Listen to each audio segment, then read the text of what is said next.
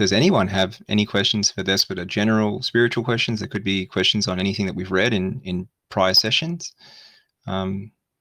Anything, any advice that you want, that you're happy to talk about in front of everyone else? Yes, actually, I do have a question for Despota. When we are baptized, our past life, our past sins are forgiven and lifted from us. God forgives everything we've done before. But my question is, what if we can't forgive ourselves for something in that past life, or it's very difficult to remove the memory of it? How do we move on from that, Despota? The memories remain. And perhaps that's good, because it makes us humble, I think. Even if it was done before baptism, it can still humble us. Or if it's been confessed, even, it can still humble us because we know we've done these things.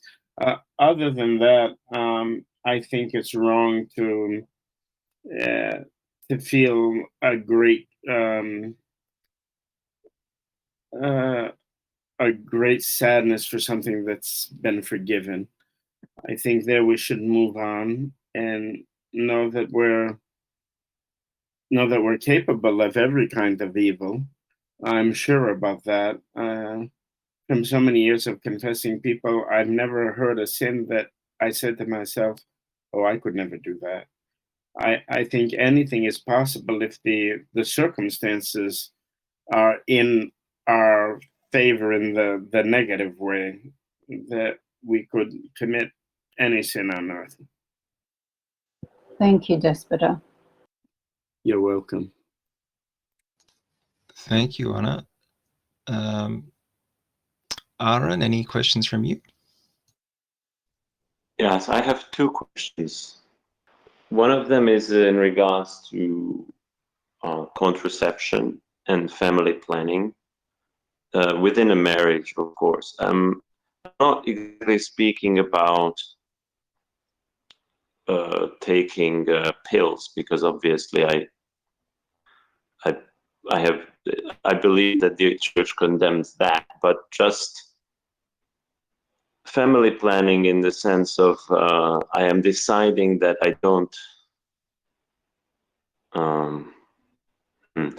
don't wish to conceive a child in a marriage. That's one of the questions. What is the stand on that? And then the other question is regarding to patriotism. Whether we are allowed, as it were, to be loyal to our earthly nation, or how far are we allowed to be patriotic? That is my other question. Let me start with the easy one. I think we spoke one of these days about patriotism versus Philaretism.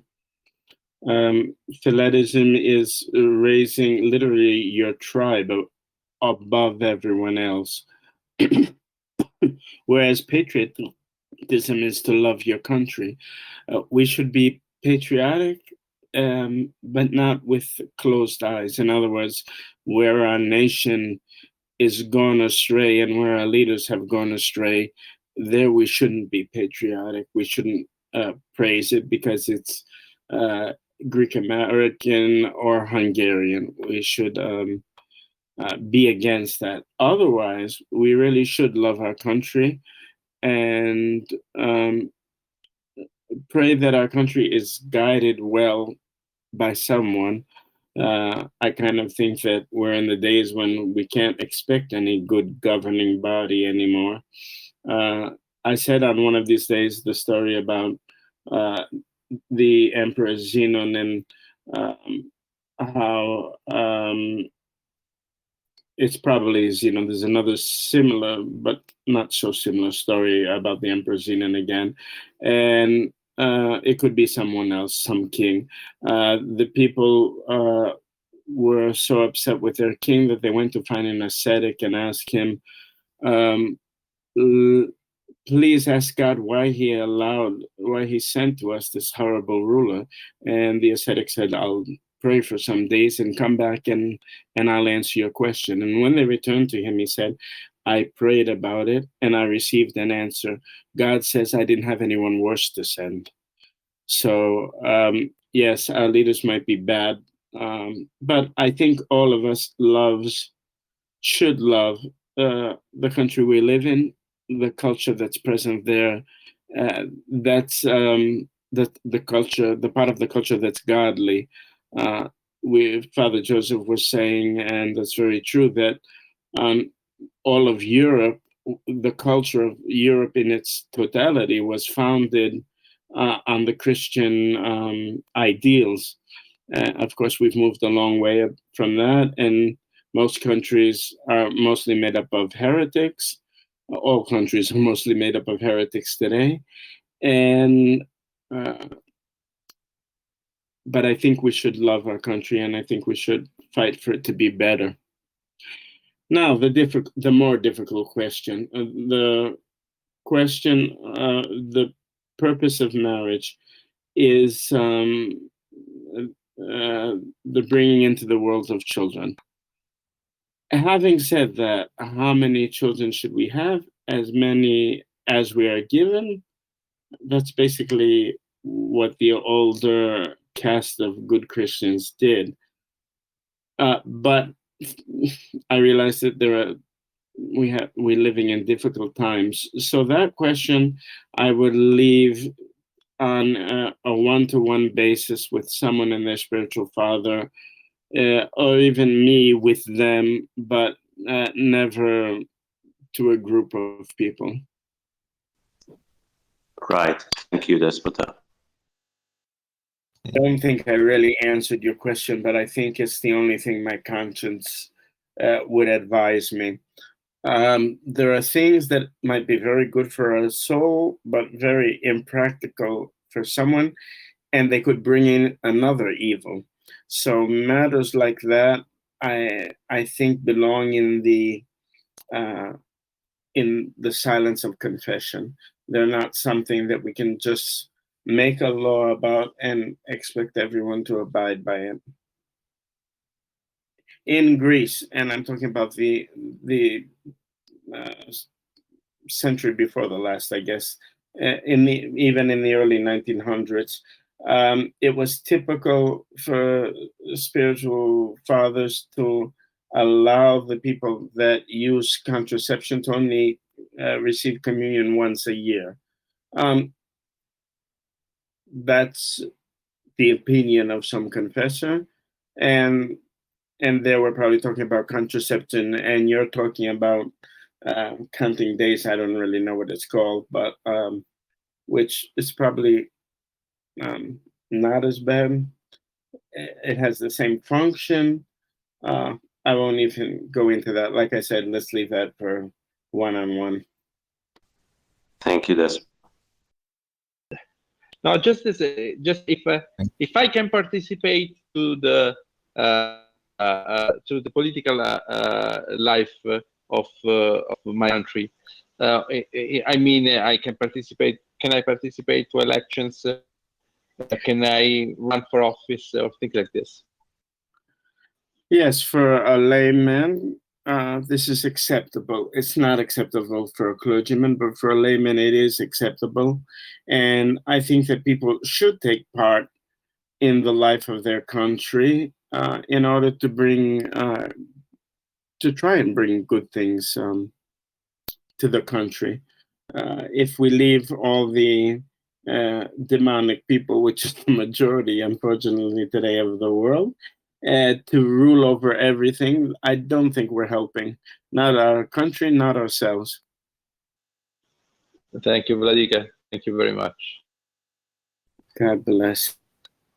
Despota, is it acceptable for Orthodox Christians to participate in protests? And I'm thinking, basically all the protests I can think of in recent times around the world have been organized by people who are not Orthodox. But what's the teaching for us on that? Personally, I'm not in favor of protest. Why? Because I think we could use that time to pray for the country, to pray for the problem. And I don't think going out on the roads and screaming and holding up signs is what God would want for us. But I'm open to other opinions on that. That's my personal opinion, and that's the opinion I give to my spiritual children, that you want to go to a demonstration. Why don't we demonstrate in church and have an all-night vigil?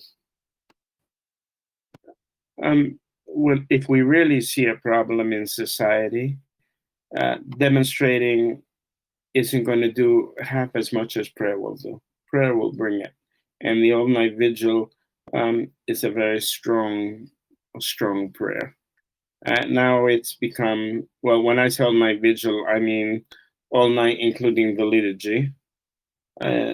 In recent times, it's people totally disregard the all-night vigils before, and I'm talking as a clergyman.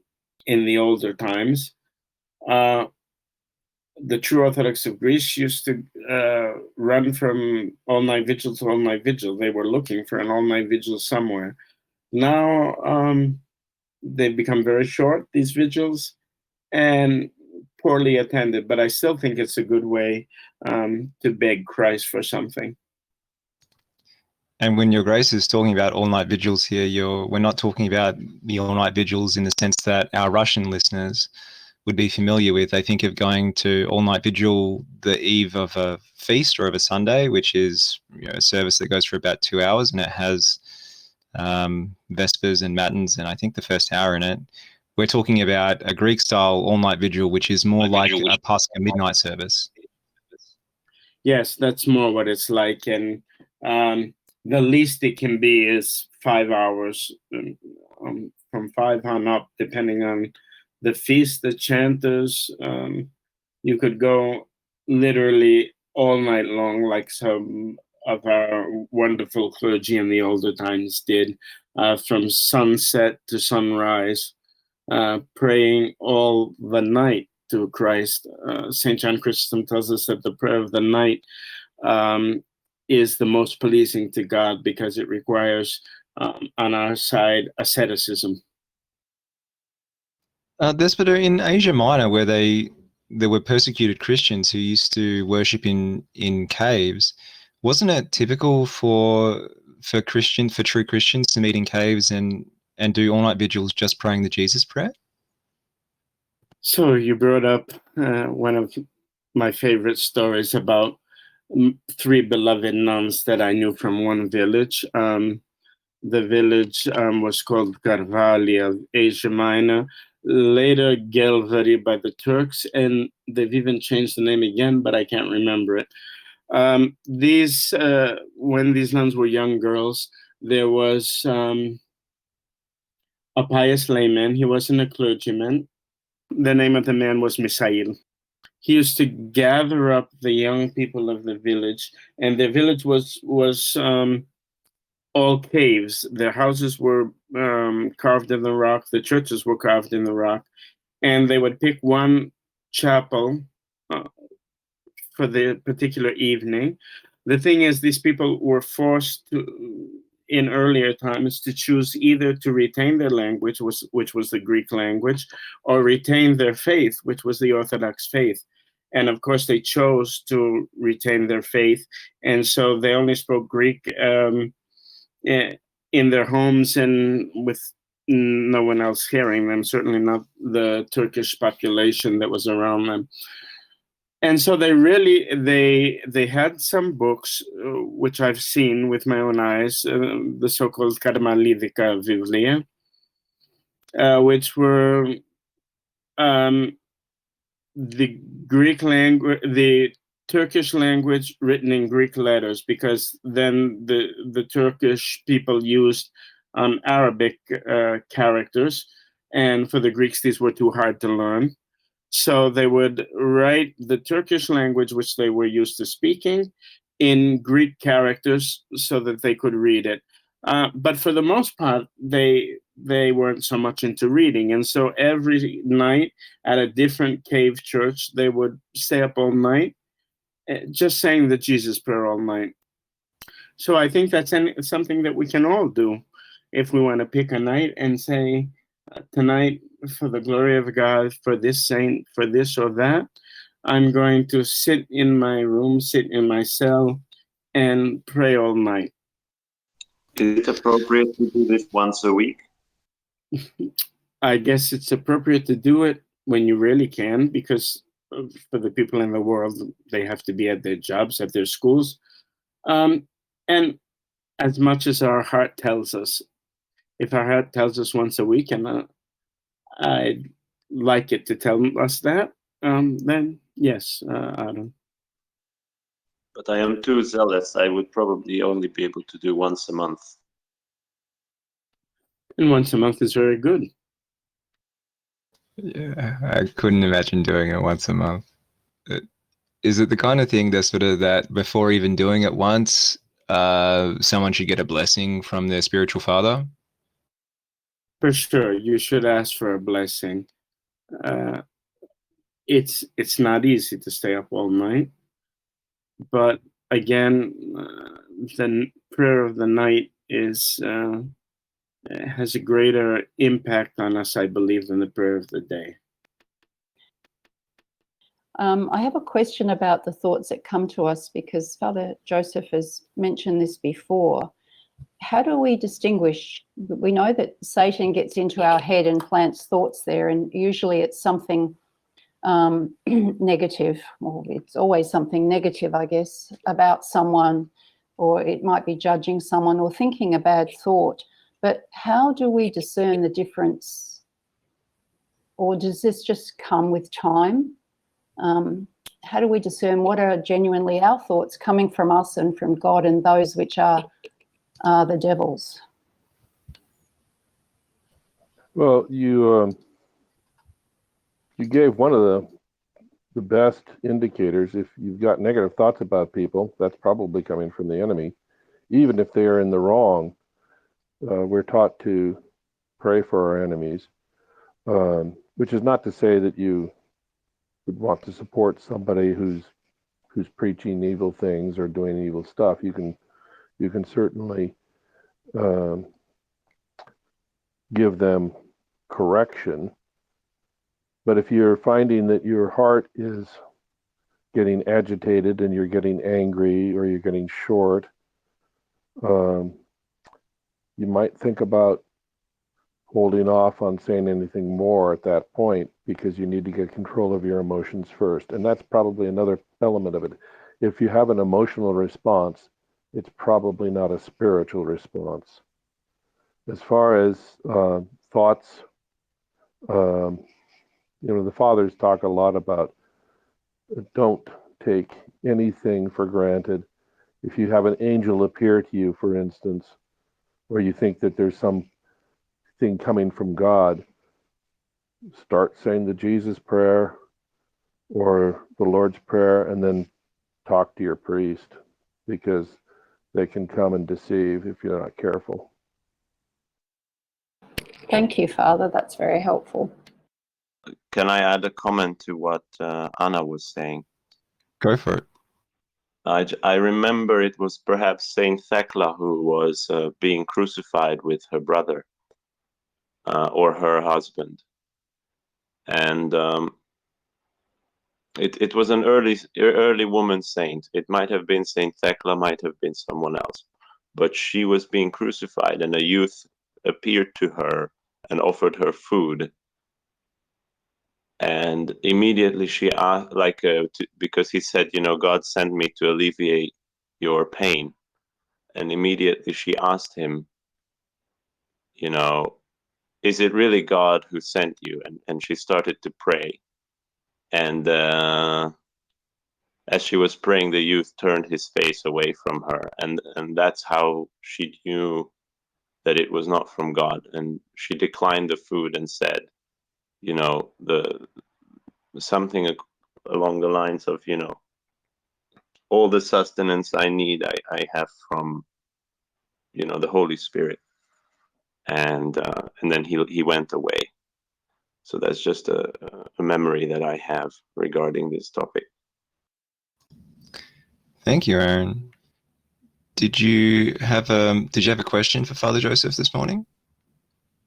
Yeah, my question is that how do we discern between teaching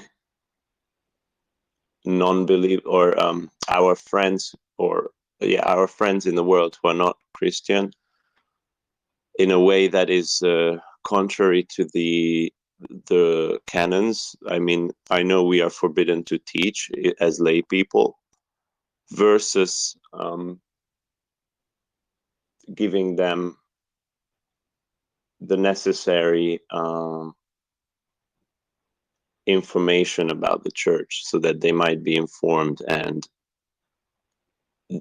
that they might be drawn to the church. So where is the line between telling them about the church and then teaching them?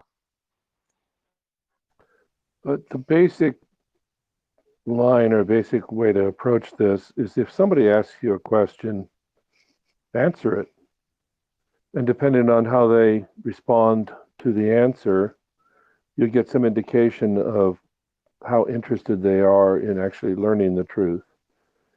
And I'll give an example or an incident that happened at my work. When I went to work, this is secular work, working in with computers and managing people who are programming computers. I was never in my cassock or a cross.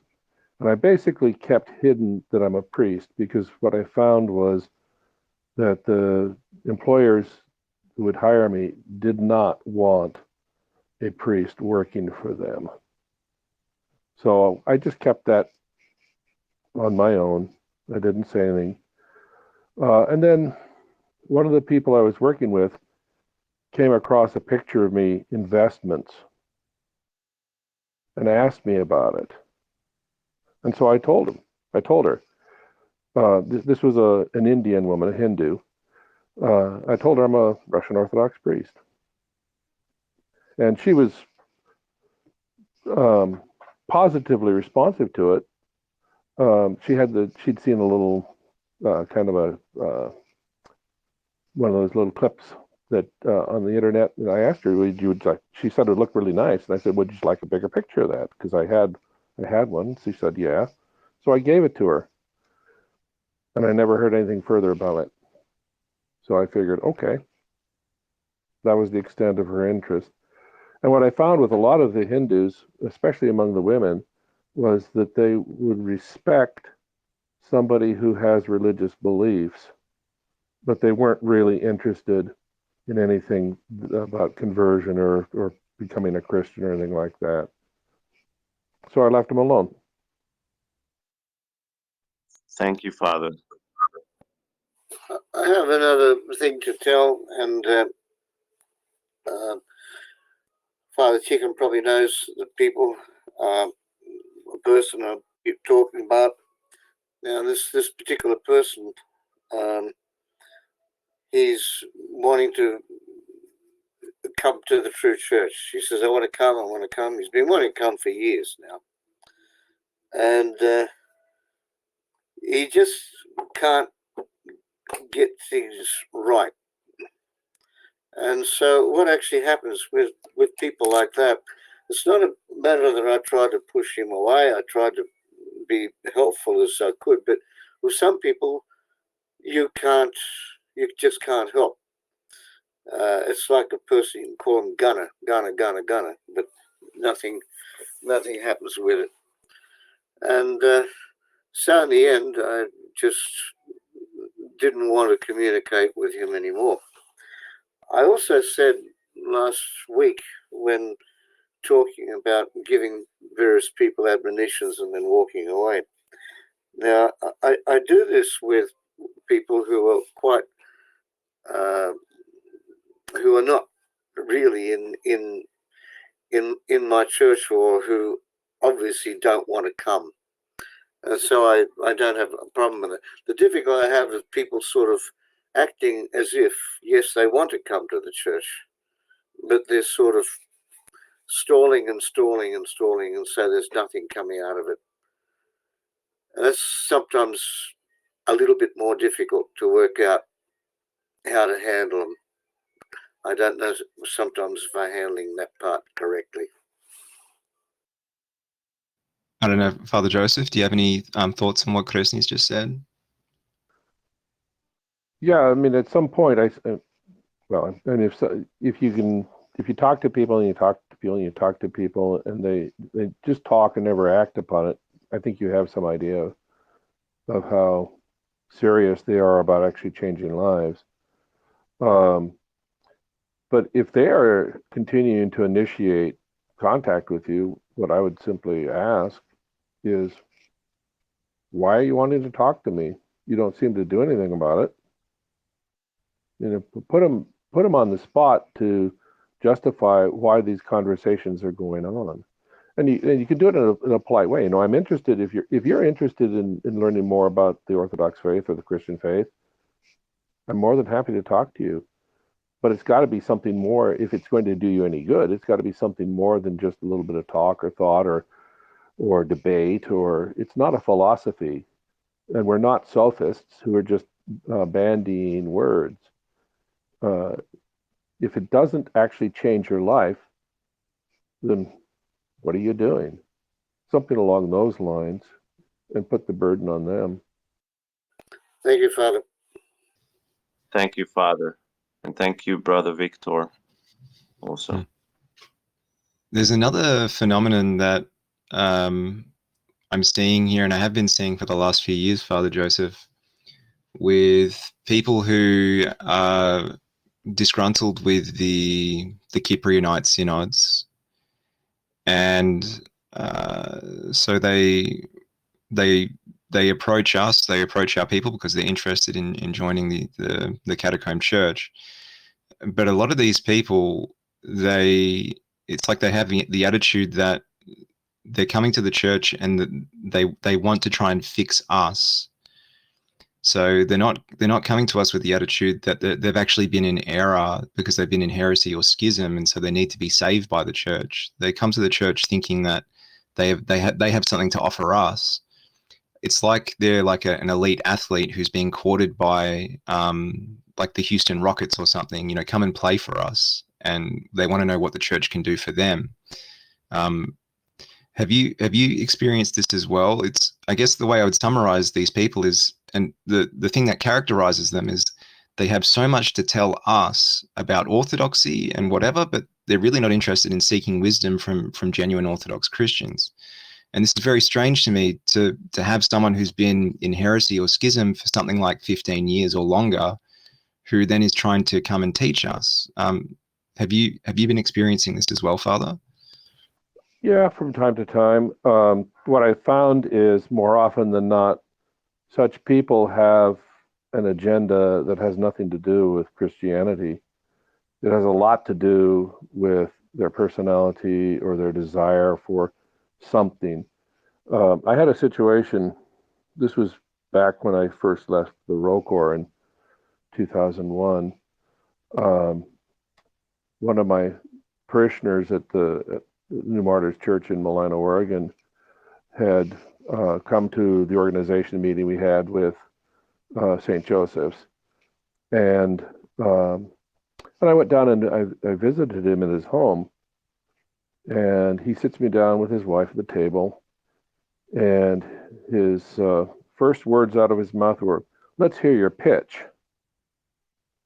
So I told him, I don't have a pitch. Now, I also knew that this man also wanted to be ordained a priest because he had built a chapel on his property. He had basically lied to the county about its use. He'd said it was a private chapel, and he was wanting to open it up as a public church. And I told him, not only do I not have a pitch, but, you know, if you were to come to us, which is at this point I was with Metropolitan Vitale, I would have to recommend that you not be ordained anything, because your approach is wrong. And that was the last I heard from him. He subsequently got himself ordained by the Rokor, and now he's a priest in the Rokor with no problems whatsoever with the MP or anything like, or with, for that matter, the World Orthodox, which is basically the same thing. And previously, he'd always talked about against that. They were all wrong. But what he was really looking for was someone who would help him set up his own church to get it running. So, and I've seen other people do the similar sorts of things. I've had other laity come to me, not necessarily from the Cyprianites, but from some of these other groups, and there's always one thing or another that they either don't want to leave behind or that they want to change in us. And I make it clear that that's not why you come to the church. I mean, are these people sent by the devil? Because it seems like they don't want to be united to the church, which ultimately means they don't want to do what it takes to receive salvation. And Despota said to me once that you never know, someone comes to you and you never know if it was God that sent them or the devil who sent them. That's true. Time always tells, though, and the thing that you want to do is listen to them, respectfully. But when they start saying something that's wrong or they start laying down conditions, that's when you step in and say, that's not the way it is.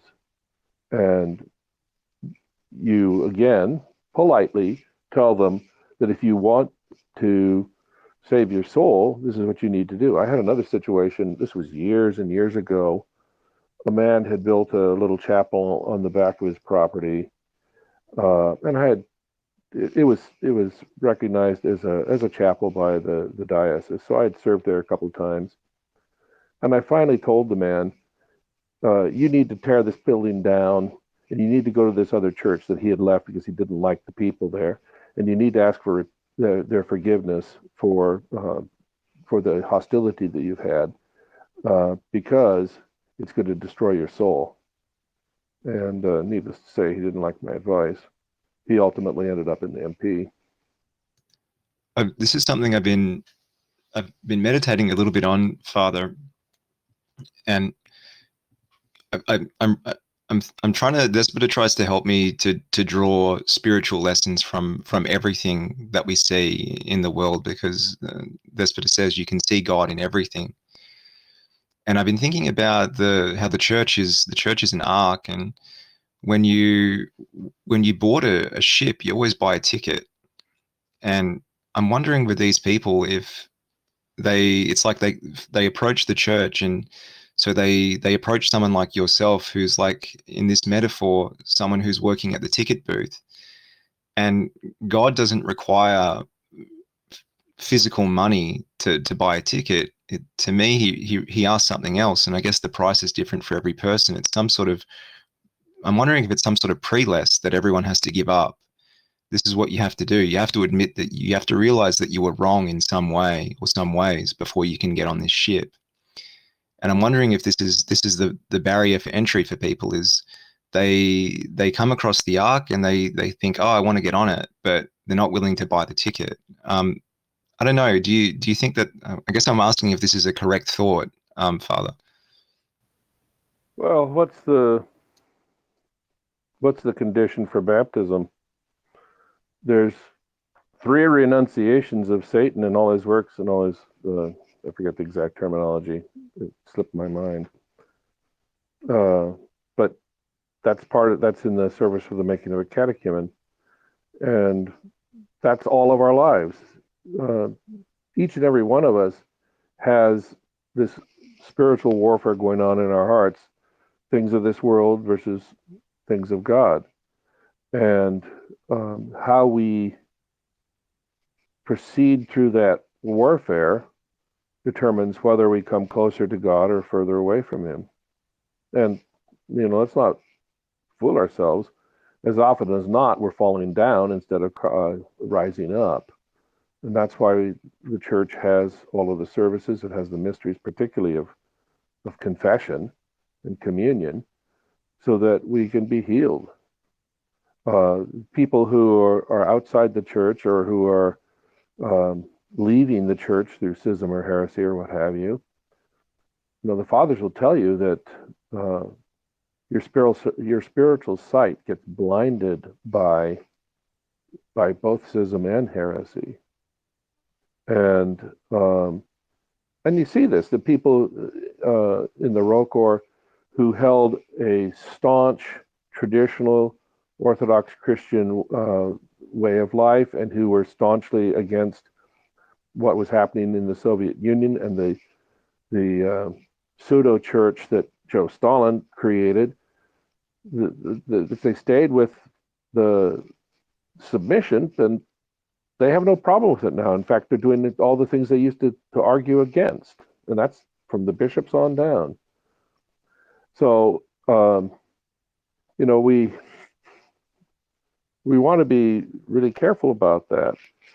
And one of the things that when I was making the decision, am I leaving the Rokor? This was 2001. They had not signed anything with the Soviet Church. They had signed a conciliar epistle asking the Serbian Patriarch to help them reconcile with the Moscow Patriarchate, and they had also signed a document, this is back in 2001, they had signed a document where they acknowledged that the Moscow Patriarchate was the mother church, the Russian Orthodox Church, which is something they had never done before, and they'd always stood against that. And so I thought, well, that doesn't sound like it's consistent with what they've always been. But then I also thought, I could be wrong about all this. And so my prayer to God was, if I'm wrong, please make it clear to me. And what God made clear to me was that everything that they were doing was against everything they had taught me to do, and so that I should get away from them. And I did. My question is, Father Joseph, with those people in the world who have, we should have mercy and compassion, but there are some people in the world who don't for physical reasons because they were born, I think they're wired differently. There are people with Asperger's, but also those people who have perhaps psychotic conditions, some pathological conditions, narcissism. And I'm thinking of that because I've had dealings with a few narcissists in my life. But I'm wondering if they can't help the way they are, if they are born that way, and I don't know if they are, but how does the Lord judge those people who might do some really awful, evil things in their lifetime and not repent? How would they be judged?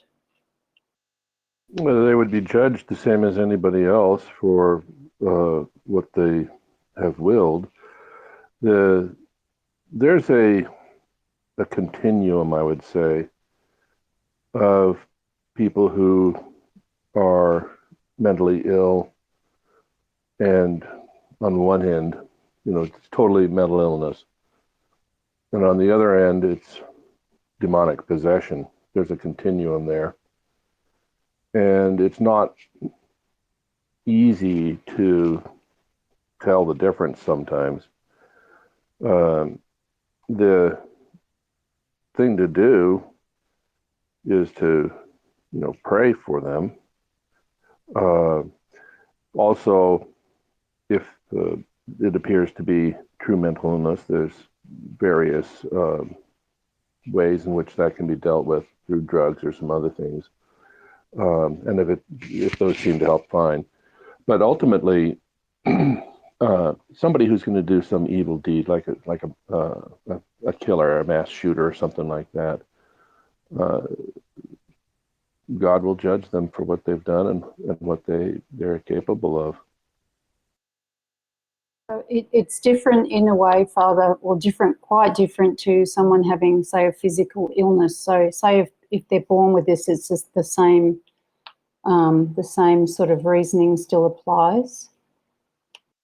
Well, with the physical illness, like somebody is lame or has tuberculosis or some other disease like that, that that may also have a spiritual component to it. When we talk about this in our prayers, and there's a whole service of unction to address illnesses, but it doesn't typically impact the mind or the soul. If somebody is mentally ill and they're irrational, it's very hard to tell what has an organic base and what has a spiritual base. But don't forget, we are a combination of spiritual and physical. So, and the church also teaches us, all illnesses stem from the fall, from sin. So there's that to it. But it's not really profitable to speculate on how God judges specific individuals. We leave that to God.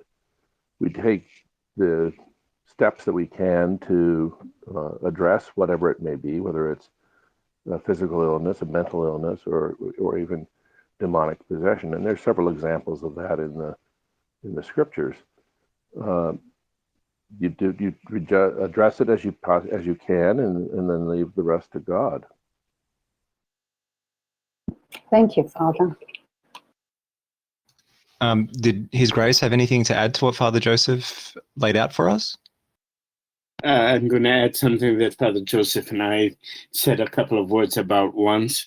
I think each one of us has to fight our own demons, whether those be diagnosed by psychiatrists, psychologists as something specific or not.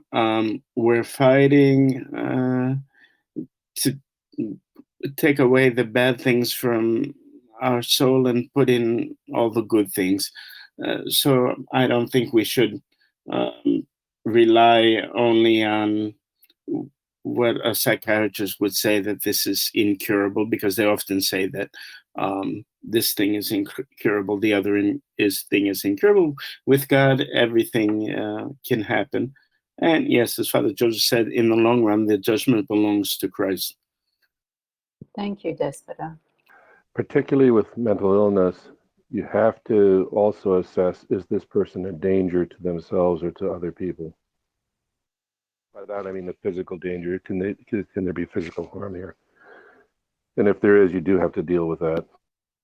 Yes, that's very important to keep in mind, something I overlooked. In 1990, getting ready for the Paschal service, I was bitten so hard I thought the woman, she had a problem. I thought she was going to cut off part of my knuckle. Thank God it wasn't as bad as it felt at that moment. One thing I've noticed from talking to pastors, I'm talking like about genuine pastors in the actual true Orthodox Church, is when you ask them about exorcism and their experience with it, it's not something that you can tell these aren't cherished memories that they have. These were very shaking experiences. The fascination and the being lured into this subject can draw you into dark places. And I'm thinking about like the way that there's all these heretical Protestants who are so fixated on exorcisms, and these are the kind of people that are talking with snakes and doing really demonic things. But I'm also thinking, Despota, about Metropolitan Cyprian of the so-called Synod in Resistance. And wasn't Metropolitan Cyprian one of these stadium exercises when he was here in Greece? Unfortunately, it can be big business too. I hate to say it, but I want to be clear about that. I had a question though, like about, I guess, well, I don't know. Looking into, you mentioned exorcism and all that. I very much like to look into like the Masons and kind of like these like conspiratorial things, so-called conspiracies, but is that a subject that is similar to that? Like we should we should be careful looking into that? Or If you mean by looking into it, studying it and what have you along those lines, I think it suffice it to say that the Masonry and some of these other esoteric rites or what have you are anti-Christian, and you want to avoid them. Maybe understand some of the signs of them, but I wouldn't dig deep into them, because when you start to study stuff, it becomes a part of you. I see. Yes. Yes. I understand these things are definitely bad. I'm looking at it from its negative. I'm not admiring the Freemasons, but it is something that sometimes I think maybe I'm spending too much time, studying and whatnot. Study the Gospels. Yes, study Christ, study the Gospels, study the Fathers. And what happens when you get so sucked into these conspiracy theories? They completely change your worldview. And what you learn on the conspiracy theory videos, these become your new dogmas.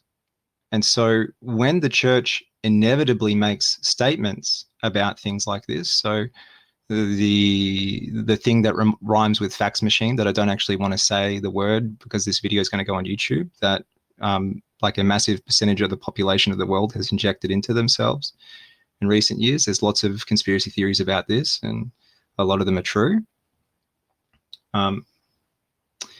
It's the devil who's releasing this information. And so when our synod of bishops gets together and they make statements on things like barcodes on things that people inject into themselves, if you've been filling your head with things that conspiracy theorists have been saying, these are your dogmas. And so when the bishop says something that doesn't agree with your worldview, which has been filled in by definition unenlightened heretics who are antichrist, this is now your ammunition to go into schism from the church. And you say, no, I don't trust our bishops now, because what heretics are telling me on YouTube is more trustworthy to me. And where does that leave you? It leaves you eventually stranded and off the ark, because what can a child of God do who doesn't trust God's pastors? So these are very, very dangerous things. And we see this manifest itself in Greece, because Greece has, even most heretics here in Greece are New Calendarist heretics. There's not so many papists and Protestants here. And so you see people who claim to be Orthodox, who are obsessed with these conspiracy theories. For them, everything is the mark of the beast. And I've gone for a bit of a rant here, but basically, as far as I can tell, obsession with politics and obsession with conspiracy theories, these are both demonic things. And where do they go if you take them to their logical conclusion? They go to you basically becoming a Protestant or a radical traditional papist in spirit. And they both end with you going into schism from the church. Now, I spoke for a long time there. I guess I want to ask Thespeter, first of all, if His Grace agrees with what I just said, and if there's anything His Grace needs to correct. Yes, when someone thinks they know better than everyone else on earth, and there are no more clergy left, I think they're in trouble. I'd like to hear Father Joseph on this subject too. My thought on this is what we fill our lives with, what we focus our attention on, that's what we become. And if we're filling it with conspiracy theories or esoteric studies or what have you, then that becomes our prayer and becomes our God. And we forget to pray to the true God. You have to be really careful where your focus is. Thank you, Thespeter, and thank you, Father Joseph. And to give you like a more concrete example of this, Theodore, there are people that I know who were disgruntled with the Cyprianite synods over the way they responded to the fax machine, and the thing that held them back from joining our synod was our stance on things like QR codes because basically we didn't have an extreme conspiracy theorist view on these things. But one of these people said to me that if you take it's blasphemous for a clergyman in our church to allow one of our parishioners to get a PCR test. They think that these are dogmatic issues. They think that if you scan a QR code on your phone, that this is a dogmatic issue that jeopardizes your salvation. Thank you for asking the question, Theodore, because it's something which actually threatens a lot of people in our church, and a lot of us don't realize how dangerous these things are. Something, a question that I always wanted to ask, but and partly I know it, but how is the process from layman to priest? What are the steps that must be accomplished? Besides any training, someone should be examined, of course, by the bishop. He should be made a reader best. Sometimes this step is skipped, but it should be done. Then a subdeacon, and interesting, at least in the Byzantine typicon of the subdeacon, he pours water over the hands of the bishop 3 times, saying, as many as the faithful. Here he's calling to the faithful if they know of some impediment he has to the priesthood. And since he calls to the faithful the 3rd time, washing the hands for the 3rd time of the bishop throws the water that's left over on his hands to his face, symbolizing that if you've concealed anything from the people and from me, you haven't concealed it from God, so it's upon you. And he's ordained a subdeacon, and this is all before the beginning of liturgy. During the liturgy itself, at the may the mercies of right after at the mercies of thy great God be upon you, the ordination to the diaconate takes place. So it's a bit of preparation, a bit of learning, and actually like 3 ordinations. One mini, the hierothesia of a reader, and then the hierothesia of the subdeacon, and then the ordination of the deacon. Basically, is what we do now. Some people are readers, of course, for years before, or some people are subdeacons for years before. But if someone's coming directly, like your question says, directly from being a layman, those are the steps. Thank you very much. Despota, can we speak? We are recording, and I'm wondering if Your Grace wants to actually kind of talk publicly about the fact that here in the diocese, every person who's ordained a priest has to sign a very strict confession of faith document before they're ordained. Can we talk about that? Our late Archbishop Avxentios of the True Orthodox of Greece, which was our local church until that fell away from what we really believed.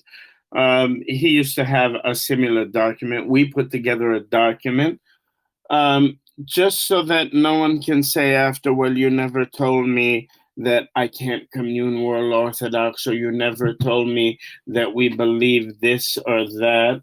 We put together a document so that it's signed by the person who is to be ordained, and he shows that he agrees with everything. One of the easiest ways to get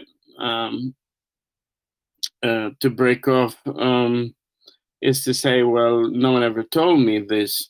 And so we want it to be very clear that this is what we believe. This is, you're signing that this is what you believe also. Otherwise, we have nothing in common.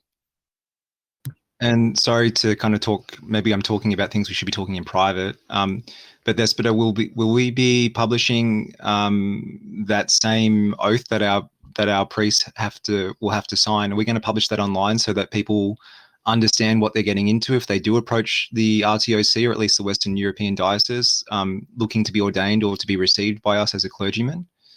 I think we should publish it. It's no secret. And I think it would be good because we have a lot of people approach us, but not so successfully, I might say, at this point. It's 5 years next month from the moment that the diocese received a bishop. And yes, I think we should publish it, and to show people that if you want to follow this set of beliefs, which we see as the Orthodox set of beliefs, then we're willing to talk about it. If you're not interested in following what we believe, then this is not your place to become a clergyman. Thank you, Despota. And let's open the floor again. Do we have any other questions? This might seem like a silly question, but why is it that people will do the bidding of their leaders, whether they're soldiers or otherwise, and kill? And in particular, I'm thinking of Herod's soldiers who killed something like 10,000 infants. And they do this without compunction. And it's not a one-off thing. It's something that's been repeated, and it still goes on even now.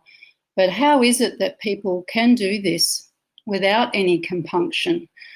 I mean, occasionally we've heard, particularly in the lives of the saints, where an executioner or soldiers will repent and turn to Christ. But, you know, I guess in the scheme of things and looking at the numbers of people and children who've been killed, and those numbers are relatively small. So what are your thoughts on that, Despota? I think we all have to realize, and we have to be in fear of it. There's such a thing as the death of a conscience. What we do with our conscience is one time we convince, because we're prideful people, we're proud people, and one time we convince ourselves, well, it really wasn't bad that you stole that small thing, that pen from that office. And little by little, we keep insisting to our conscience that, oh, that wasn't so bad. Oh, that's not so bad. And slowly but surely, our conscience becomes totally numb. We don't feel anymore. And the people that commit the real horrendous crimes that you're talking about, I think they've gone through the whole cycle, and they've come to the point where they don't feel the good kind of guilt for anything. They don't, their conscience doesn't speak to them anymore. It's become numb and dumb, not speaking, not objecting to anything. Thank you, Despota. That's pretty frightening, actually, I guess, when people get to that point where they feel nothing. It's really scary. I've seen people go from and I'm thinking of one exact example, but I don't want to say it because that person is somewhere, somehow. And he was once a friend of mine, and I don't want him to hear me say it. I wouldn't name him, of course, but he would recognize himself. That very good people can become very callous and lose themselves in the end. Thank you, Despota, and thank you, Anna, for the question. Do we have any other questions from our listeners? My question is, if somebody wants to come to the faith, but they are he's very difficult, what is to be our approach? You can see that he's drawn to the faith, but he's conflicted. So what do we do? I think first of all we should impress upon him, her, what exactly is our faith. from there on, our faith has a lot of orthodoxy is an ascetical faith. It has a lot of things that seem difficult to everyone, like fasting, like this, like that. The next thing, I think we have to get first the confession of faith settled away, and then we should impress upon the person that for all of the other activities, long liturgies, long vigils, fasting, this, that God will give the grace as we move along. You don't feel now that you can fast, make a small effort and God will give you that grace. God will add that to you. Father Tijuan, thoughts? I'd never thought of that, Despoto. So if I understand your grace correctly, is this the major stumbling block that people have when they're looking at orthodoxy and they have no idea about that, they're not coming from a background with orthodoxy? Is the big stumbling block for them the thought that it's too daunting, the idea of giving everything to God, and because that's what an Orthodox Christian has to do, they have to give everything to God. And so the fasting, they think this is insurmountable for me, and we have to reassure them that the curve will not be so steep. God will make sure that it's that their yoke is light and easy. Am I understanding your grace correctly? Yes, you are. I remember visiting Mount Athos. I visited Mount Athos as a layman many times, but I remember one of the times I asked an elder, what should I do to be saved? God rest his soul. And he responded to me, do what you can. I said, well, that's too easy. What do I do when I've been doing what I can? My child, then you'll start doing what you can't do. Thank you, Despoto. I mean, my own experience and my own experience with my limited experience with speaking to potential converts is that it's very easy to put too much pressure on yourself, and you start reading some of the lives of the saints and you start speaking like a saint. You start thinking about what are the correct sounding things for me to say here. Even if you're trying to practice some sort of internal life, you start thinking about what's a humble thought that I should think now, and you try to kind of force like a humble thought on yourself or humble thoughts on yourself. And this, I don't know where this leads, like Phariseeism, like complete prelest. And the biggest cure that I've found for this is, well, apart from finding a good spiritual father, not that you can have a spiritual father if you're not baptized, but finding a good pastor and his prayers and guidance. The second best cure I found is to find just normal Orthodox people, like people who are well grounded and spiritual, but they're not strange. Like I don't really know how to describe it. In Australia, the most important people for me were the two people who became my godparents. They're both elderly, but they're both just very normal, well-grounded people who live their civil lives, but they're also very, very spiritual. I don't know if what I said just makes sense, or if your grace can salvage something from what I just said. Does make sense. Whoever's coming to Orthodoxy is embarking on a journey for the salvation of his soul, and through Holy Orthodoxy. I like to say, and I recently said it on one of my last trips, and I'm sure somebody heard me. The spiritual life is a marathon, not a sprint. What do I mean by that? You don't give full force sprint and then stop. This journey is for our whole lives. Who knows how long that is going to be? It could be one day. It could be another 70 years. Not for me, but for some of you. So someone should pace himself to always move forward, always move well, but with sure steps, obtaining one thing, completing one thing, obtaining one virtue. Thank you, Despota. And I have brought this subject up a few times, and I don't know if I'm trying to promote something that I really shouldn't be, or that really isn't that useful. But in my own experience, I've found that the elderly parishioners, the spiritual and elderly parishioners that we have in our catacomb church, these people have offered me the most spiritual benefit. They've kept me out of the most trouble. They've been like I don't know how to describe it. They've stopped me from getting just too weird and too crazy with trying to be like trying to be a saint when I'm not one. And I'm curious what your grace has to say about this, and if your grace thinks it's worthwhile for our young people to try to make friends with some of our elderly people in the church who are respected by the clergymen. In general, I think we need older people.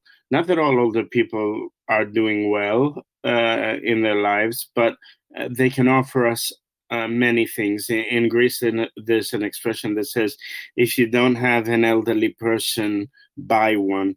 In other words, obtain an elderly person. As far as the old catacomb Christians, the ultra-Orthodox Christians, I think we really, really need them in our lives to, exactly as you said, to balance us, to show how this has worked in everyday life, because they've done it for their whole life.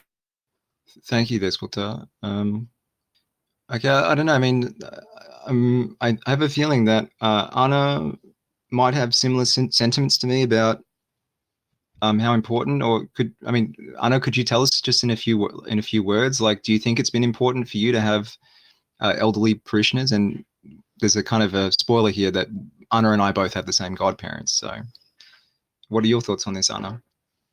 Yeah, our godparents have been quite critical in my journey as well. And the other difficulty I've found, as some of our people will also recognise, is that it's the tyranny of distance.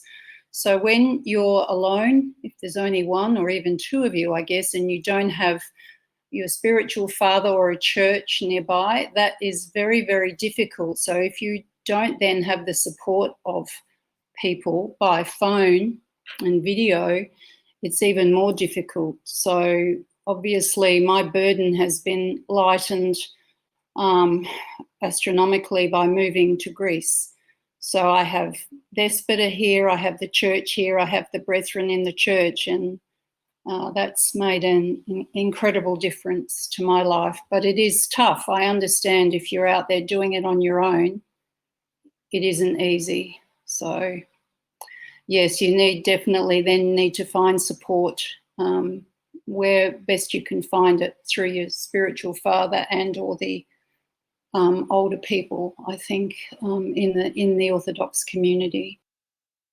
I don't want to praise anyone because that's dangerous for their soul, but Anna made this huge leap in her life, not a little step, a huge leap to leave Australia and to come to live in a country that she had never even visited, never seen, and just for the church. And I'm sure God will bless, it's still the beginning, but I'm sure God will bless that effort of hers very much.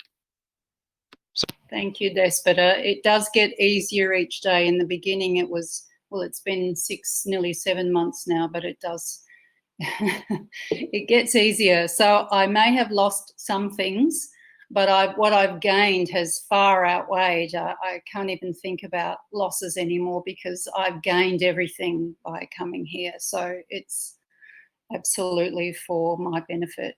God bless you and keep you always. Anna, maybe you can tell us a little bit. I mean, I'll explain what your situation was. I mean, you were living in Perth, Western Australia, which is about the closest true Orthodox community, as in genuine true Orthodox.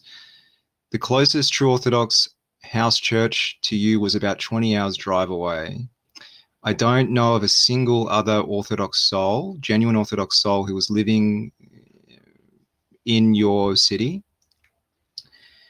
And my first question is, what were the things that you found most beneficial to stick with Orthodoxy, like to basically to keep going while you were living there by yourself with literally no other Orthodox person around you? I certainly believe what we're doing now with the discussions was what really incredibly helped me in the first year, particularly because we had these discussions every day about various aspects of orthodoxy. And that was probably the number one thing. I didn't even find things like fasting very difficult, but the isolation was, yeah, that was difficult, and I did shut myself off more than I needed to. But yeah, I would say discussion, keeping an online community going. Thank God I had you tick on there to help me, and then started talking to Despota as well, but also our godparents. So, you know, they were always available. And that was the biggest factor, was keeping in constant contact with people and learning whatever I could. And I have forgotten a lot of the, you know, we discussed a lot of the things, and my memory isn't fantastic, but I guess God allows me to remember what I need to remember. And I quickly came to realize that this was it. This was my only chance of salvation.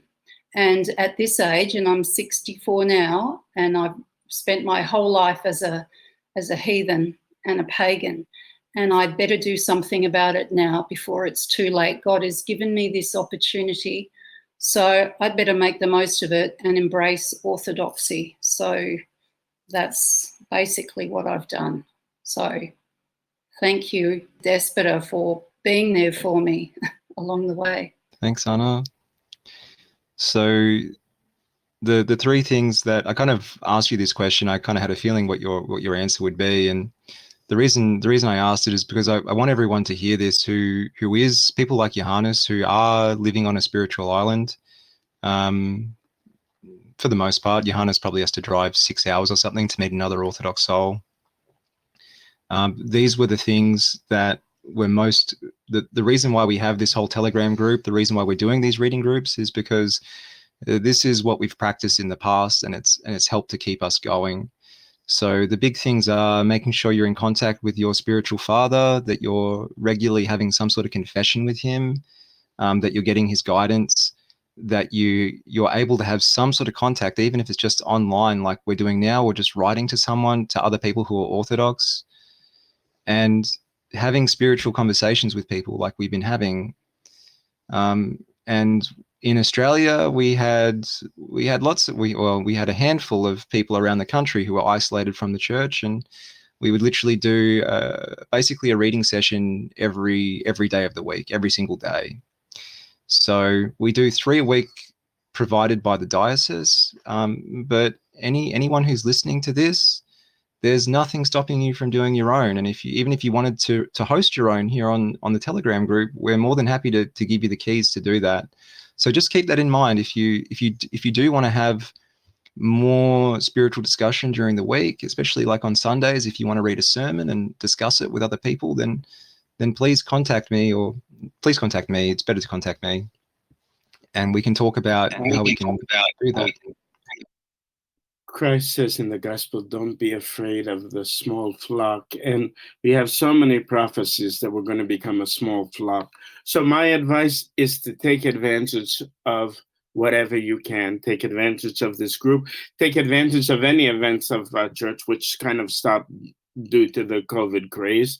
In our pilgrimage to Jerusalem of 2019, we had 62 members of our church from 6 different nations. And on that pilgrimage, not one, but 2 couples met. One man that met one girl on the trip that he didn't know, and another man who met another girl on the trip that he didn't know. And today, both of them are 2 married couples, and they each have 1 child. So glory to God. Glory to God. Thank you, Despota, and thank you, Anna, for sharing your experiences with us. I was just going to say something that almost made me cry that I heard before from Despota, that said that something a quote that should be engraved in fire, with fire in stone. It said that when he was a layman, he was in the Mount Athos. He asked to a priest, "I want to be saved. What should I do?" And the priest said, "Do what you can." I think that this is, I think, it's the basis of all conversion and things. Really, it moved me so much. Do what you can. There's there's like maybe I'm going to ruin it by articulating something here, but like how much simplicity and humility is there just in saying that? Thank you, Constantine. The simplicity is, I think, what leads us to God. Thank God in my younger days, because now that's all disappearing too. This is why we must admit that the visible church is shrinking. The visible church, the church is always triumphant, and even with one soul being saved, it's a triumph. But in my life, God sent me a lot of very simple people, and holy in a simple way, not trying to put on airs, not they weren't floating in front of me. Some of them I consider personally saints, and a couple of them, when I do proskomedie, I wonder, should I really be commemorating these people with the reposed? I mean, I think they're saints, but I continue to commemorate them with the repose because they're not recognized saints by the church. But I think that simplicity is the first step to becoming a true Christian.